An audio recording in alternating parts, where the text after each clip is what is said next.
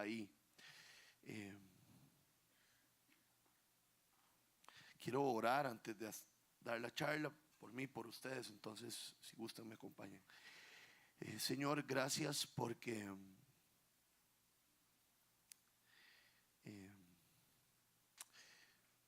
de alguna manera es bonito esto, Anis, ver un partido de fútbol y también disfrutar y todo, pero bueno, algunos tampoco disfrutaron tanto. No les gusta el fútbol o no les gusta el resultado, pero como que siempre todas estas cosas que podemos hacer, Señor, podemos ir al volcán Poás, podemos ir a Francia y no terminan de llenarnos, Señor, porque somos seres espirituales que también necesitan comida espiritual y vida espiritual.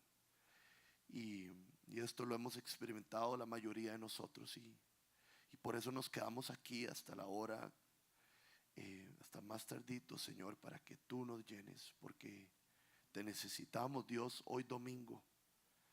Te necesitamos en cada cosa en nuestras vidas, te necesitamos la próxima semana, te necesitamos para vivir, para comer, para ser padres, para ser novios, para ser estudiantes y trabajadores. Y tu palabra es la luz que ilumina nuestro camino. Entonces te pedimos que nos hables, te pedimos que tu Espíritu Santo trabaje en nosotros y que hoy hagas algo increíble, Señor, y que este tiempo sea maravilloso por tu bendición, Señor. Te damos gracias porque sabemos que esta oración te agrada y oramos en el nombre de Jesús. Amén.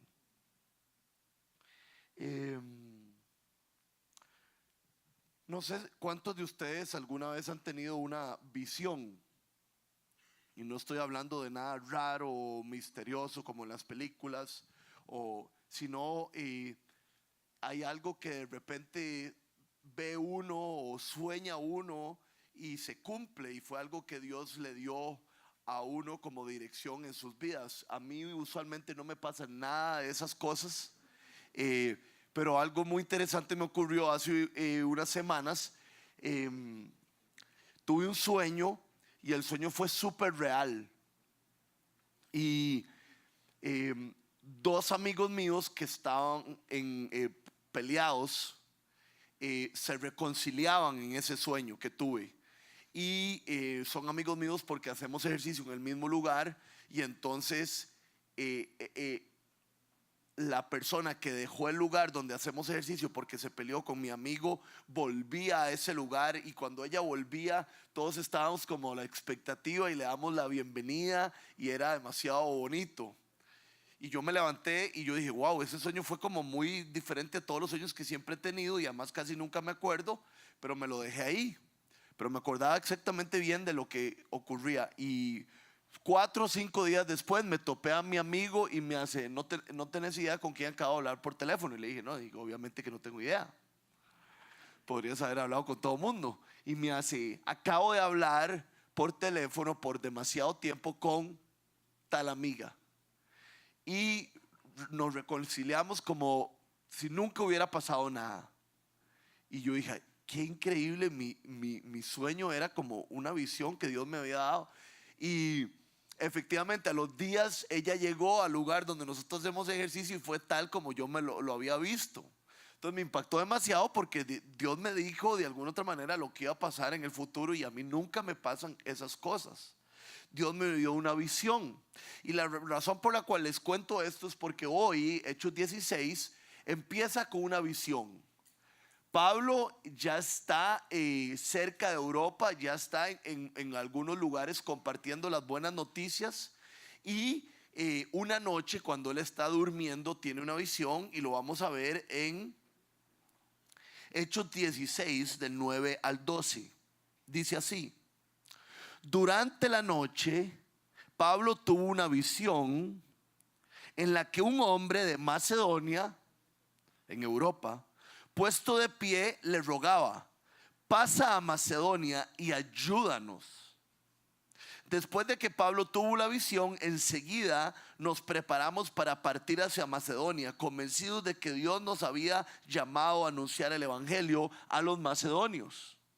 Entonces Pablo tiene una visión, ve a un hombre de Macedonia que le dice: ven aquí a Macedonia y ayúdanos. Y obviamente ese ayúdanos trae todo lo que Dios tiene para nosotros. Y lo que quiero rescatar de esto no es necesariamente que todos tenemos que tener visiones, porque posiblemente no todos tengamos visiones nunca en nuestras vidas. Hay diferentes dones y diferentes talentos. Puede ser que algunos las tengamos. Lo que quiero resaltar es la dirección que podemos tener de parte de Dios. Les voy a dar un ejemplo. El lunes fuimos un montón de gente aquí de la viña, bueno, 25 personas de la viña, a los dormitorios que hay ahí en cerca de la Coca-Cola para habitantes de la calle. Fuimos a compartir un poco de la Biblia y a orar por ellos y conversar con ellos. Y el lunes cuando yo me levanté yo estaba muy cansado. Usualmente estoy muy cansado, el sábado y el domingo es cansado para mí y todo lo demás. A mí hemos pasado unas semanas cansadas. Y entonces yo desde que me levanté yo decía, puña, hoy no sé si quiero ir a lo de los dormitorios de la calle, porque voy a llegar a la casa muy cansado y voy a tener que empezar el martes ya cansado y tengo que todo eso. Y yo de verdad tenía como un sentimiento y no estaba seguro si era mi egoísmo, ¿verdad? Y que tal vez era bueno descansar. Y le dije a Dios, yo sé que es algo muy básico, pero ojalá que a ustedes no les pasen las cosas que a mí, porque a mí se me olvida hasta lo más básico. Pero fue lindísimo y dije, no, le voy a pedir ayuda a Dios. Y le dije, Dios, no sé si ir hoy en la noche a los dormitorios de la calle. Estoy súper cansado. Creo que tal vez tengo que pasar un rato con Luciana y con mi hija. Y el martes empiezo el día muy cansado y es el día más duro de toda la semana. Entonces necesito sentir dirección de parte suya para saber si quiero ir o no. Y pasaron varias cosas, pero la más fuerte de todas es que Luciana, como nuestra hija estaba de vacaciones, andaba con la familia en un paseo ahí por Punta Leona. Y yo parte de lo que pensaba era, no voy a ir a los dormitorios de la calle porque voy a llegar tarde a la casa y no voy a poder estar con ellas. Y le hago a Luciana, ¿qué horas te devuelves? Y me hace, no, yo llego tardísimo, voy a la casa.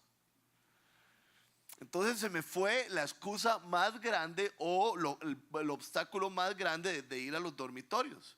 Y más las otras cosas que me pasaron, era demasiado claro para mí que tenía que ir ahí. Y algunos de ustedes dirán, qué tontera o qué cosa más sencilla. Pero es que por eso es que nosotros tenemos una relación con Dios. Y por eso es que Dios nos da su Espíritu Santo, porque realmente podemos tener ese tipo de dirección y ese tipo de interacción con Dios. Dios, no estoy tan seguro de esto. Necesito que me ayudes y que me guíes. Y a veces uno le pide a Dios puertas cerradas o puertas abiertas, o le pide, se pone muy pedigüeño, le pide algo en específico. A veces no lo da o a veces no. Pero lo que quiero resaltar de la visión de Pablo, porque Pablo tiene una visión y gracias a esa visión va a un lugar a hacer algo en específico. Y nosotros podemos vivir nuestras vidas exactamente de la misma manera. Pedirle ayuda a Dios y ir a ciertos lugares o no ir a ciertos lugares porque Dios nos ayudó y nos guió. Hay un proverbio muy lindo que dice, Señor, ayúdame a verte en todas mis veredas. ¿Qué significa ese proverbio? Que mientras yo voy caminando, voy viendo en las veredas. Dios está en el camino. La cosa es verlo, ¿verdad? Y es increíble. A veces ora uno antes del trabajo, o ora uno antes de la iglesia, ora uno antes de ir a tomar café con alguien y le dice uno, Dios, acompáñame y guíame, y se siente totalmente diferente, porque cuando está consciente de que Dios está ahí, siente la dirección de Dios. Entonces, lo que los quiero invitar es a vivir esa relación personal con Dios y a pedirle a Dios dirección, a pedirle a Dios confirmación para hacer las cosas que debemos de hacer. Esto es lo que sucede después. Versículo 16, versículo 13, 16, 13. Después de esto, Pablo zarpó a Troas y se fueron hasta llegar a Neápolis y después a Macedonia. Y dice el 13, el sábado salimos a las afueras de la ciudad y fuimos por la orilla del río donde esperábamos encontrar un lugar de oración. Nos sentamos y nos pusimos a conversar con las mujeres que se habían reunido. Una de ellas, que se llamaba Lidia, adoraba a Dios. Ella era de la ciudad de Tiatira y vendía telas de púrpura. Mientras escuchaba lo que Pablo le estaba diciendo, el Señor le abrió el corazón para que respondiera al mensaje de Pablo. Cuando fue bautizada con su familia, nos hizo la siguiente invitación: si ustedes me consideran creyente en el Señor, vengan a hospedarse en mi casa. Y nos persuadió. Ok, Pablo entra a esta ciudad y, como era común, como era costumbre, el sábado busca un acercamiento con las personas. En el caso de los judíos, porque los judíos se reunían el sábado. Y sabemos que Pablo agarra para el río porque era una costumbre que había lugares de oración cerca de lugares tranquilos y lindos como un río. Para que una sinagoga fuera establecida se necesitaban 12 hombres fuertes en la fe. Entonces no había sinagoga en este lugar. Entonces había lugares de oración y había un grupo de mujeres en un lugar. Y Pablo se sienta con Silas ahí y empieza a hablarles. Y dice que se topa una mujer que se llamaba Lidia, que adoraba a Dios. O sea, no conocía a Dios personalmente como Cornelio, pero sí tenía una búsqueda de él.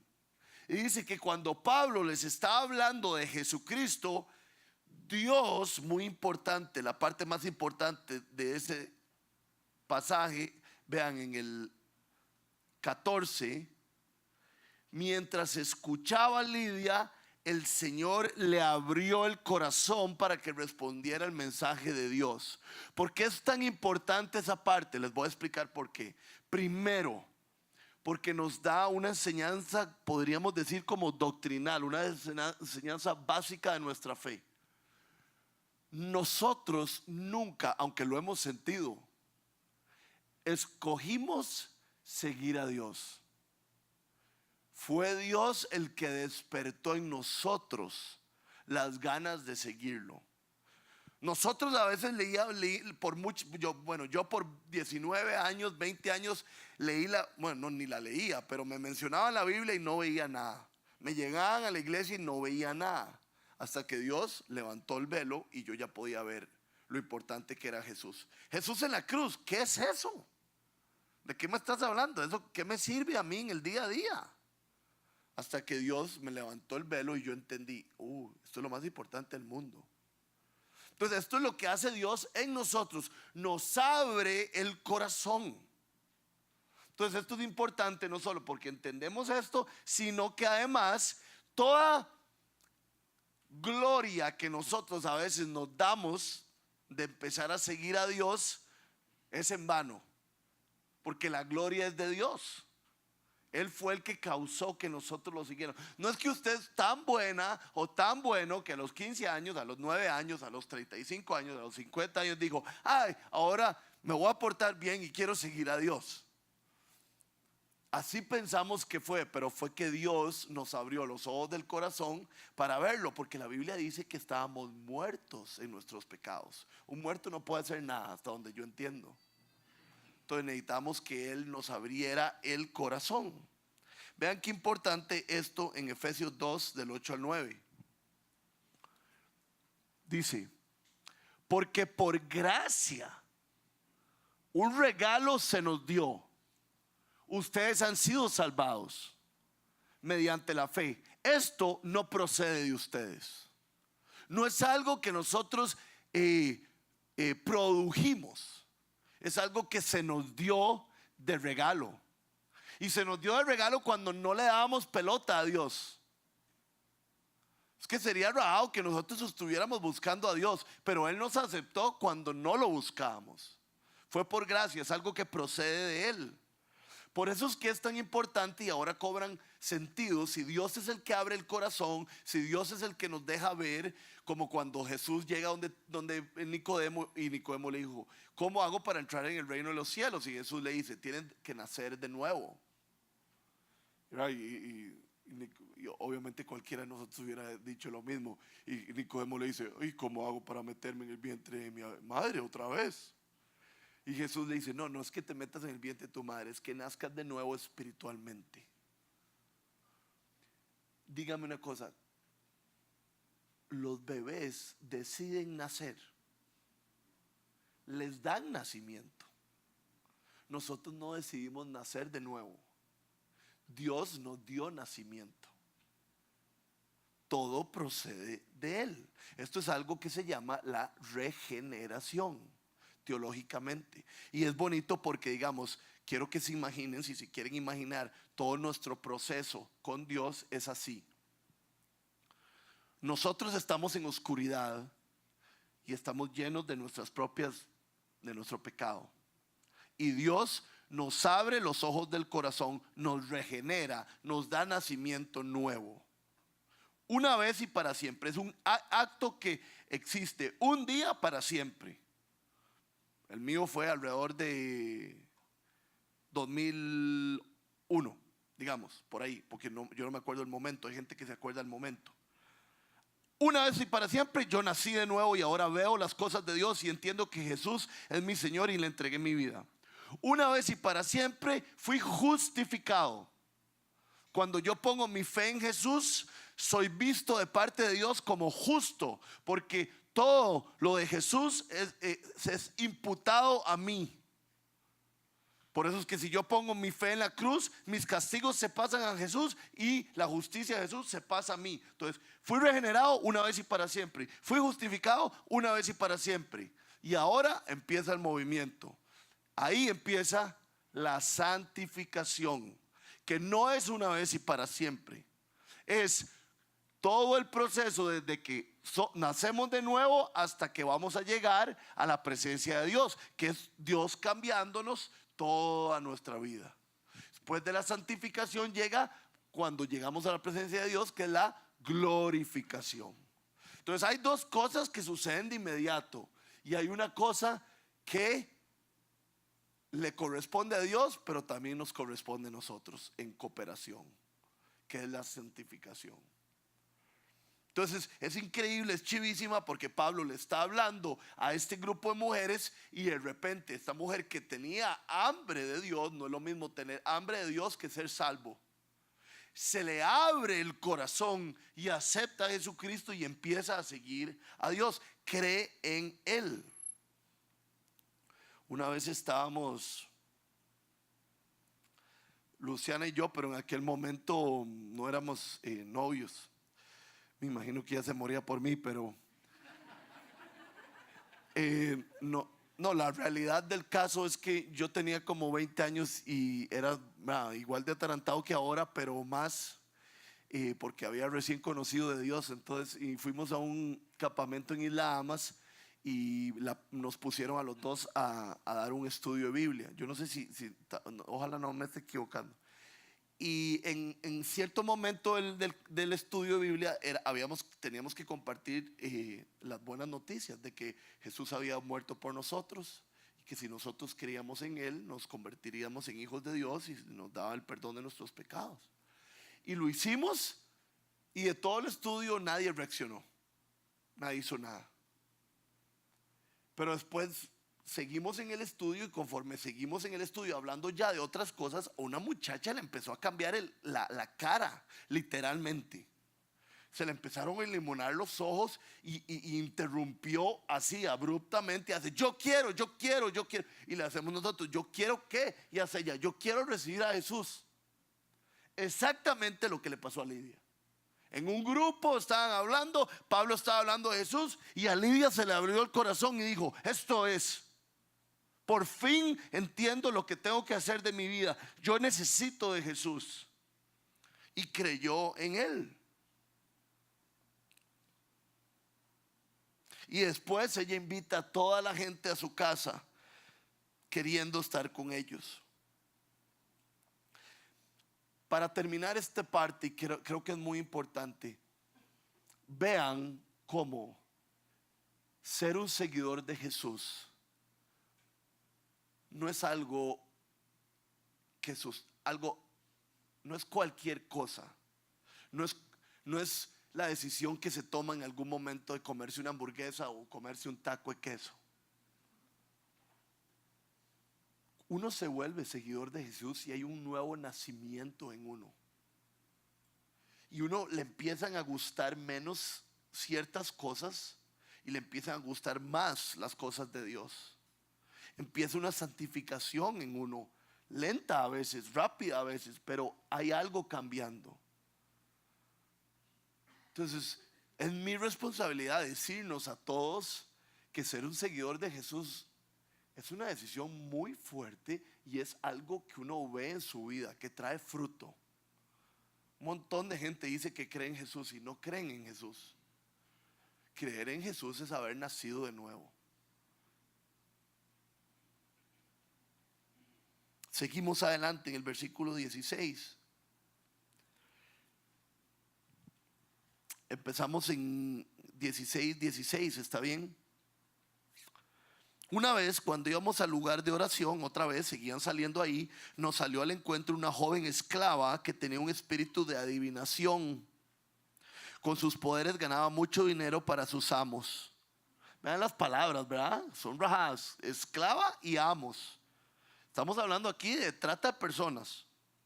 Nos seguía a Pablo y a nosotros gritando: estos hombres son siervos del Dios Altísimo y les anuncian a ustedes el camino de la salvación. Así continuó durante muchos días. Por fin Pablo se molestó tanto que se volvió a la mujer y reprendió al espíritu que había en ella. Y le dijo: en el nombre de Jesucristo te ordeno que salgas de ella. Y en aquel mismo momento el espíritu la dejó. Antes de ver muy rápidamente el poder del nombre de Jesús, quiero que veamos algo. No entiendo cómo se me ocurrió esto, pero yo creo que es muy importante y es una buena enseñanza.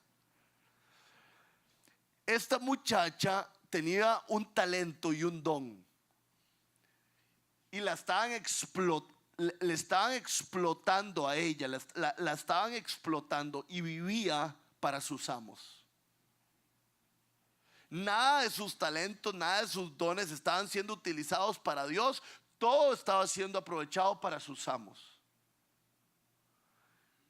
Y es demasiado probable que muchos de nosotros en nuestra vida ocurra exactamente lo mismo.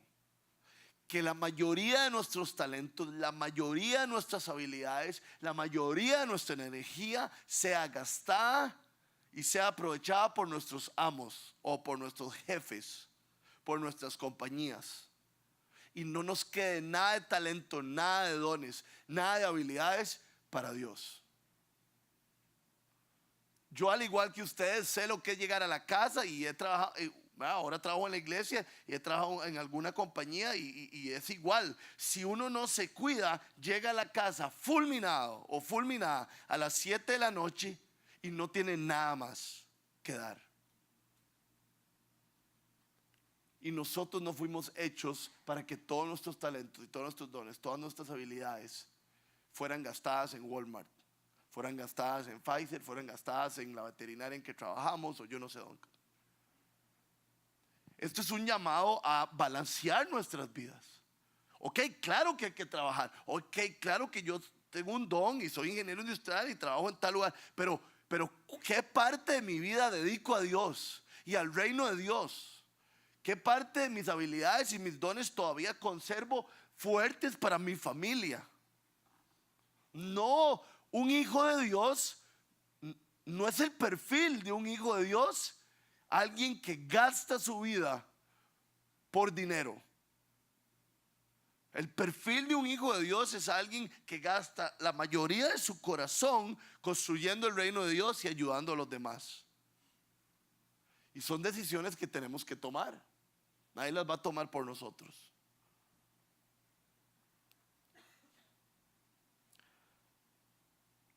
Algunos de nosotros tendremos que comprarnos un planeador o en el aparato electrónico que tengamos, comprarnos un café, motivarnos, tener un momento bonito y reagendar nuestras vidas.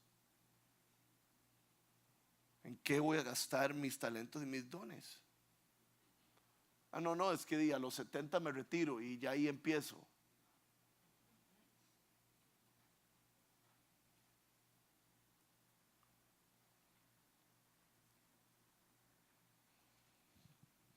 Hay una parte aquí muy importante que habla sobre el poder del nombre de Jesús. Porque Pablo expulsa el espíritu malo en el nombre de Jesús. Lo vamos a ver más tarde porque viene más tarde en el libro de Hechos, pero hay un momento en que hay un agente espiritual sacando demonios o haciendo ciertas cosas en el mundo espiritual, y dicen que los demonios se devolvieron y les dijeron: vean, nosotros conocemos a Jesús y nosotros conocemos a Pablo, pero ustedes no lo conocemos, entonces vaya jalando, porque ellos no tenían ningún poder sobre ellos. Todo lo que nosotros hacemos, por eso siempre decimos en el nombre de Jesús, es bajo el nombre de Jesús. No es por nuestro poder, sino por el poder de Jesús. Por eso es que por eso es que Filipenses dice que Dios exaltó a Cristo a lo sumo y le otorgó el nombre que está sobre todo nombre, para que ante el nombre, se repite 3 veces en menos de 7 palabras, ante el nombre de Jesús se doble toda rodilla en el cielo y en la tierra y debajo de la tierra, y toda lengua confiese que Jesucristo es el Señor, para la gloria de Dios Padre. El nombre, digamos, el nombre representa a la persona. Si yo en estos momentos les digo a ustedes, es que no, porque yo estoy aquí, pero les digo, es que no sé si saben los jugadores de Francia. Si les digo Griezmann, muchos de ustedes ¡pum!, se lo van a imaginar, hasta casi que lo pueden ver, porque el nombre acarrea la personalidad, las características de una persona. Y en tiempos bíblicos era más claro aún.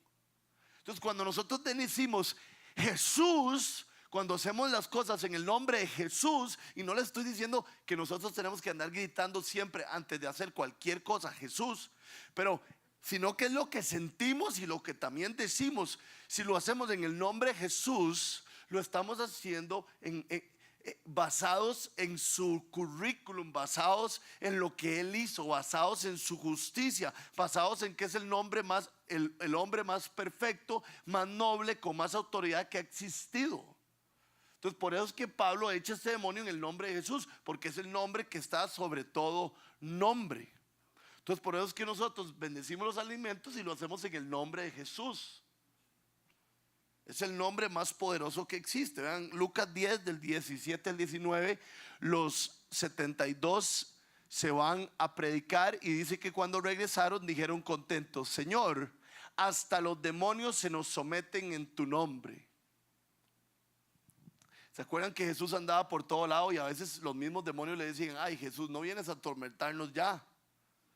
Porque sabían lo que iba a ocurrir al final de los tiempos, que Jesús va a poner a todos los demonios en su lugar y toda la rodilla y toda lengua se va a doblar sobre él. Entonces, no solo es importante hacer las cosas en el nombre de Jesús, sino nosotros recordarnos del poder del nombre de Jesús. Usted dice Jesús y representa resurrección, representa justicia, representa poder, representa victoria, representa santidad, honestidad.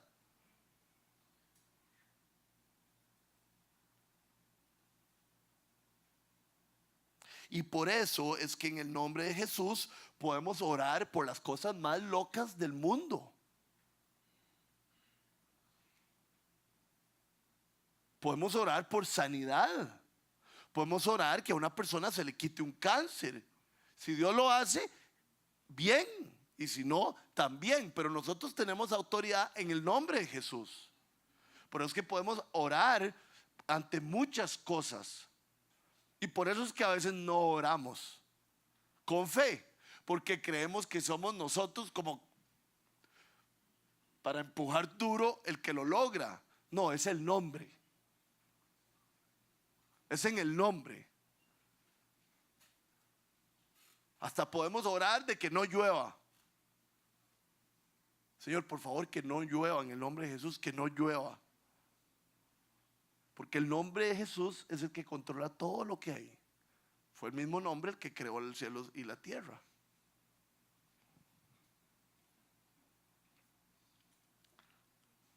Y después vean lo que ocurre. Obviamente, Pablo y Silas le quitan el espíritu de adivinación a esta chiquita. ¿Y qué pasa? Sus amos pierden el negocio.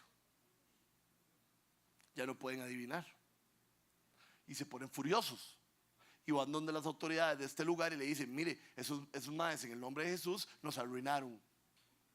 Y entonces no sabiendo que eran ciudadanos romanos, que no voy a entrar en eso, pero después ustedes lo entenderán, los azotan y los meten en la cárcel. Vamos a leer qué pasa cuando están en la cárcel. Los meten en la última parte de la cárcel y se sabe que en esa última parte de la cárcel están amarrados a algo de pie. No solo están en un lugar hediondo, horrible, sino que están amarrados de pie. Entonces el tiempo que estén ahí van a tener que estar despiertos. Porque yo no, bueno, no, es que hay gente que sí lo logra. Yo no logro dormirme de pie. Entonces, 25. A eso de la medianoche, Pablo y Silas se pusieron a orar y a cantar himnos a Dios, y los otros presos los escuchaban. De repente se produjo un terremoto tan fuerte que la cárcel se estremeció hasta sus cimientos. Al instante se abrieron todas las puertas y a los presos se les soltaron las cadenas. El carcelero despertó y al ver las puertas de la cárcel de par en par sacó la espada y estuvo a punto de matarse porque pensaba que los presos se habían escapado. Pero Pablo le gritó: no te hagas ningún daño, todos estamos aquí. El carcelero pidió luz. Entró precipitadamente y se echó temblando a los pies de Pablo y de Silas. Luego los sacó y les preguntó: señores, ¿qué tengo que hacer para ser salvo? La pregunta más importante de la vida. ¿Qué tengo que hacer para tener una relación con Dios ahora y para siempre? Y la respuesta más importante: cree, confía, entrégate, recibe al Señor Jesús. Varias cosas importantes y con esto voy a terminar. Bueno, no, ni se emocionen, como entre 5 minutos voy a terminar. Uno, ¿por qué este maestro se quiere matar? Costumbre de la época. Si usted era el encargado de la cárcel y se le escapaban de la cárcel, lo mataban. Era peligroso ser guarda, mucha responsabilidad. Entonces él sabía que los magistrados lo iban a matar si ellos se habían escapado. Entonces iba a quitar la vida. Pero Pablo le dice: no, aquí estamos. No haga eso. Pero con lo que hay que empezar cronológicamente es que Pablo y Silas están cantando y orando a medianoche en la cárcel, encadenados. Y recuerden que fueron azotados hace poco. En estos momentos ellos tienen bruises, ¿cómo se dice? Heridas en toda su espalda. Y están cantando y alabando. Llévelo a su vida.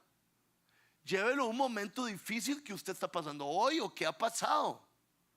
¿Cómo hace uno para cantar y para tener gozo, que no es lo mismo que felicidad, para tener paz en medio de una situación tan difícil? Uno de mis escritores favoritos, se llama Ken Hughes, hace el siguiente comentario: la realidad que esos hombres guardaban en su corazón excedía sus circunstancias miserables. ¿Por qué pueden cantar y por qué pueden tener gozo? ¿Por qué pueden adorar en medio de una situación tan difícil, porque ellos tienen una realidad en el centro de su corazón, en el centro de su estómago, que excede las circunstancias difíciles. Ellos saben que Dios los ama, ellos saben que ellos están en la mano de Dios, y ellos saben que van a estar siempre con Dios y que son hijos de Dios, y eso excede las circunstancias. Ayer no lo dice, pero digamos, tal vez un ejemplo muy tontillo sería: ustedes en este momento, los que no comieron desayuno, tienen hambre, y algunos sienten el hambre y ya quieren salir corriendo. Algunos los domingos van a algún lugar bonito a comer, pero ustedes están aguantando porque saben que en algún momento se va a acabar esta charla y que van a salir de aquí y van a poder comer. Es la realidad que sostienen en lo más íntimo y saben que se va a cumplir. Entonces así pueden sostenerse. Esto es lo que pasa cuando tenemos fe. Esto es lo que pasa cuando depositamos nuestras cargas en Dios. Nuestra realidad, la realidad de Dios, es más poderosa que cualquier circunstancia miserable y nos hace aguantar con gozo. Como dice Corintios, porque estamos en una tienda de campaña, pero vamos a heredar un gran edificio. Y ese es el secreto de Pablo. Por eso es que Pablo nos dice: he aprendido a contentarme cualquiera que sea mi situación. Sé tener poco, sé tener mucho, porque todo lo puedo en Cristo que me fortalece. ¿Y qué será? ¿Que Pablo tiene algo que nosotros no? No, es que nosotros necesitamos pedirle a Dios que nos ayude a llegar al centro de nuestra realidad. No importa la circunstancia, yo estoy bien porque sé lo más importante, sé que tengo lo mejor, ¿verdad? Y algo que coopera mucho y que leemos en Pablo escribiéndole a Timoteo, y siempre me ha llamado mucho la atención. Pablo se preocupa por Timoteo y le dice a cada rato: tenga una buena conciencia, porque usted puede estar en una situación bien dura, pero si usted tiene una buena conciencia, Dios le va a ayudar a estar fuerte. No le debo nada a nadie, no tengo que andar agachándome, no tengo que andar escondiéndome. Yo estoy en paz con Dios y en paz con los hombres.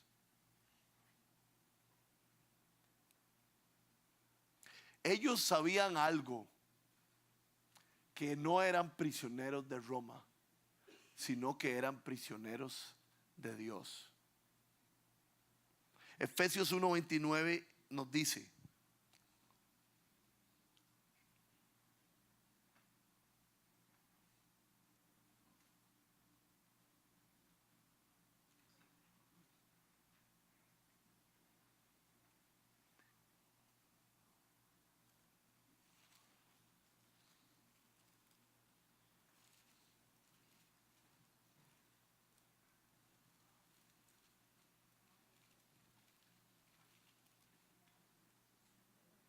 no hay Efesios 1:29, Filipenses 1:29. Porque a ustedes se les ha concedido no solo creer en Cristo, sino también sufrir por Él. Concedido. ¿Verdad? Yo estoy esperando que mi hija crezca un poquito más, ¿verdad? Porque ahora no me hace caso en nada. Y digamos que llegue y me diga: papi, bueno, a veces, qué linda, a veces sí me pregunta: papi, ¿me puedo comer un maní? A todos los negritos les gusta el maní. Y me dice, y que uno le diga: concedido, vaya, cómaselo. Conceder es como que se le permite, pero como que en forma de privilegio, ¿verdad? Te concedo eso. Ok, Pablo nos dice en Filipenses 1:29 lo siguiente: a ustedes se les ha concedido, se les dio el privilegio no solo de creer, sino de sufrir.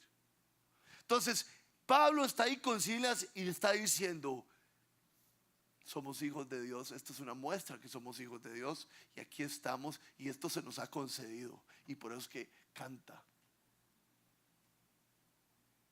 El problema está que estemos llevando palo por desobedientes y torteros, porque no hay conciencia limpia, no hay gozo y no estamos sufriendo en la voluntad de Dios. Ese es el problema cuando desobedecemos a Dios. Pero cuando obedecimos y estamos en el centro de la voluntad y estamos sufriendo, pero podemos decir: estoy en el centro de la voluntad de Dios y Él está viéndome y Él sabe lo que necesito y Él está orgulloso de mí, podemos tener gozo.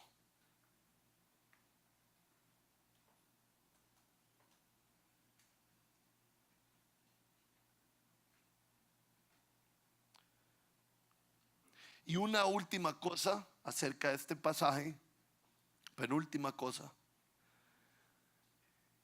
Qué chiva que ellos no pueden dormir. Entonces, ¿qué hacen? Orar y cantar. A mí no me pasa que no puedo dormir, porque tengo que tomarme una pastilla todas las noches para dormir. Por el doctor, por el doctor. Bueno, por mí, pero el doctor me la mandó.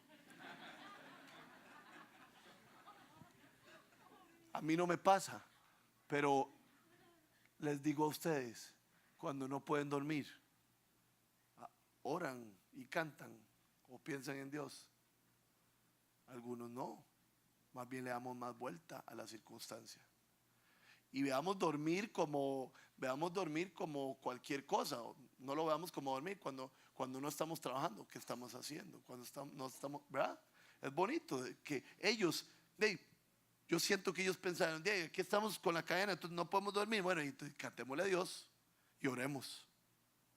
Y vean que ellos cantan y oran. Es que es demasiado largo el pasaje, no eran 5 minutos. Ellos cantan y oran, se viene el terremoto. Por cierto, para que sepan, esta zona era una zona de terremotos. No era raro que hubiera un terremoto. Pero ¿saben qué es lo raro? Que no se cae el lugar, sino que se caen las cadenas. Entonces es de Dios. Y nadie se escapa. Como un ladrón normal o un malhechor normal no se escapa.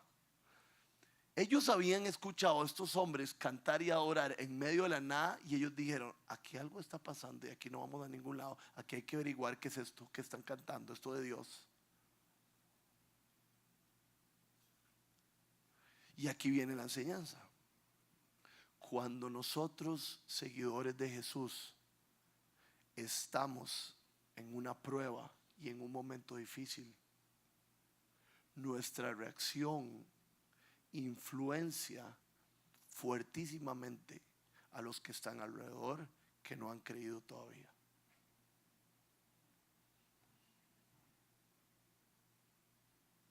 La manera en que usted enfrenta las circunstancias va a influenciar de manera rajada, como dicen los jóvenes de ahora, las personas que están alrededor.